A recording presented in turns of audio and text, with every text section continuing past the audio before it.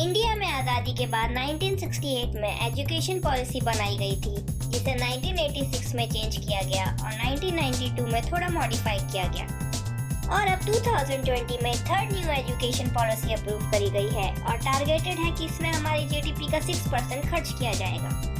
अगर आप जानना चाहते हैं कि नेशनल एजुकेशन पॉलिसी 2020 हमारे स्कूलिंग एंड कॉलेज के स्ट्रक्चर में क्या मेजर चेंजेस लाने वाली है, तो बने रहिए हमारे साथ।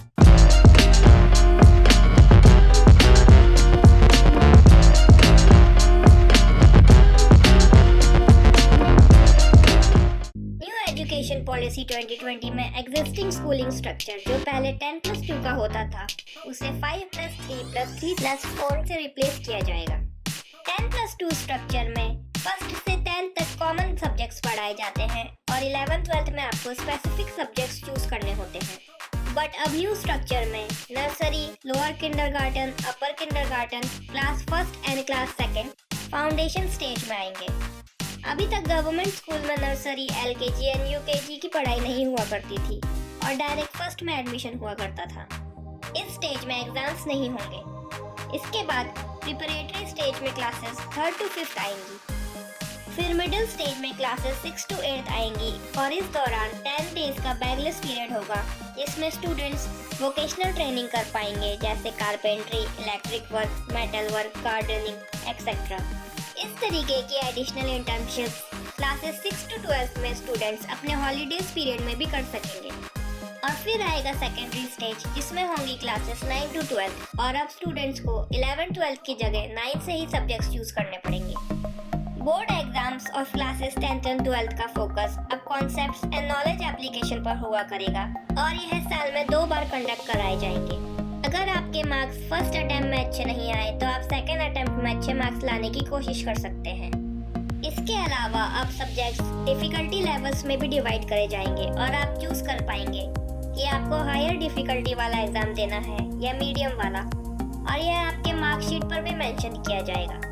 फॉर एग्जाम्पल, अगर आपको सिंगर बनना है और आपने मैथ सब्जेक्ट लिया हुआ है और आपको लगता है कि मैथमेटिक्स आपके आगे जाकर इतने काम नहीं आएगी, तो आप एडवांस मैथमेटिक्स की जगह मीडियम मैथमेटिक्स का पेपर दे सकते हैं। करंट स्ट्रक्चर में जैसे 10th के बाद साइंस, कॉमर्स एंड आर्ट्स में सब्जेक्ट्स डिवाइड होते हैं, यह हार्ड सेपरेशन अब न्यू पॉलिसी में नहीं होगा और आप साइंस के साथ साथ आर्ट्स, ह्यूमैनिटी जैसे सब्जेक्ट्स भी पढ़ सकेंगे। फॉर एग्जाम्पल, अगर आपने मैथ एंड फिजिक्स लिया है तो जरूरी नहीं है आप इसके साथ केमिस्ट्री ही पढ़ें, आप इकोनॉमिक्स या हिस्ट्री जैसे सब्जेक्ट भी पढ़ सकते हैं।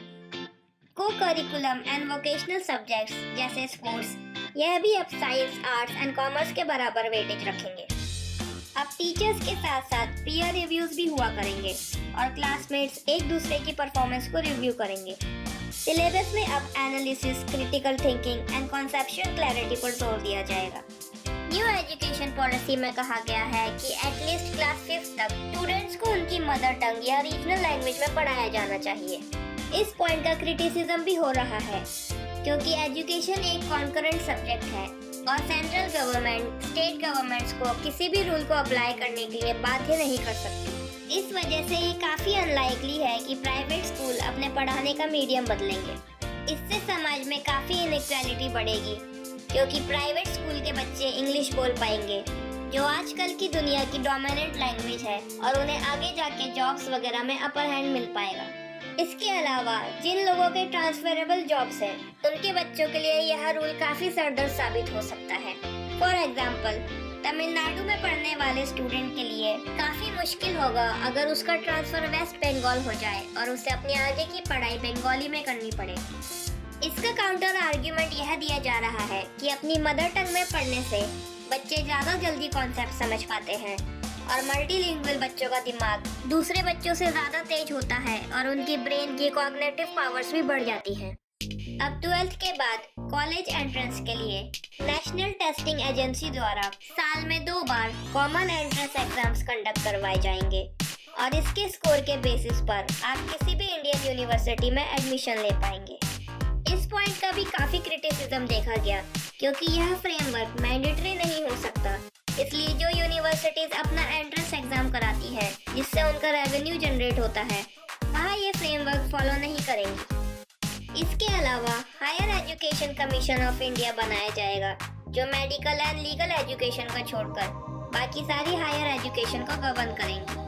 न्यू एजुकेशन पॉलिसी टारगेट करेगा कि आने वाले 15 सालों में different types of affiliations universities से खत्म कर दिए जाएं और सबको सिंगल कैटेगरी में डाला जाए। कॉलेजेस एंड यूनिवर्सिटीज को मल्टी डिसिप्लिनरी बनाया जाएगा। फॉर एग्जाम्पल, एक इंजीनियरिंग कॉलेज में सिर्फ इंजीनियरिंग सब्जेक्ट्स ही पढ़ाए जाते हैं, बट उसे मल्टी डिसिप्लिनरी बनाने के बाद उसमें ह्यूमैनिटीज, सोशल साइंस जैसे सब्जेक्ट्स भी पढ़ाए जाएंगे। अंडर ग्रेजुएट कोर्सेज अब 4 साल की हुआ करेंगे और इसमें मल्टीपल एग्जिट ऑप्शन भी अवेलेबल होगा। फॉर एग्जाम्पल, अगर आपने 1 साल कंप्लीट कर अपनी पढ़ाई छोड़ दी तो आपको सर्टिफिकेट दिया जाएगा। 2 साल बाद आपको एडवांस डिप्लोमा, 3 साल में बैचलर डिग्री और 4 साल में बैचलर डिग्री विथ रिसर्च दिया जाएगा। इसके अलावा एकेडमिक बैंक ऑफ क्रेडिट भी इंट्रोड्यूस किया जाएगा, जिसके तहत आपको हर साल कंप्लीट करने पर स्कोर्स मिलेंगे। फॉर एग्जाम्पल, एक डिग्री के लिए 40 स्कोर्स चाहिए, तो आप पहले 2 साल पढ़कर 20 स्कोर ले सकते हैं। और अगर किसी कारणवश आपको बीच में पढ़ाई छोड़नी पड़ गई, तो आप बाद में समय मिलने पर अपने बाकी 20 स्कोर्स भी कर सकते हैं और यह आप अलग अलग कॉलेजेस से भी कर सकते हैं। इसके अलावा एमफिल को अब खत्म कर दिया जाएगा और पोस्ट ग्रेजुएशन के बाद आप डायरेक्ट पीएचडी कर पाएंगे।